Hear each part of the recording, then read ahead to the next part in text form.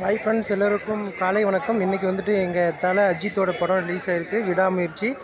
இந்த படம் பார்க்குறதுக்கு நானும் வந்திருக்கேன். செம்ம கூட்டம் பாருங்கள் காலங்கத்தில்.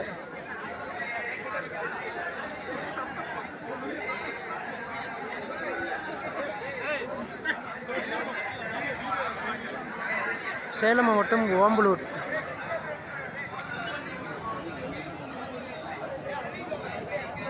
பாருங்க, கேக் வெட்டி கொண்டாடுறாங்க.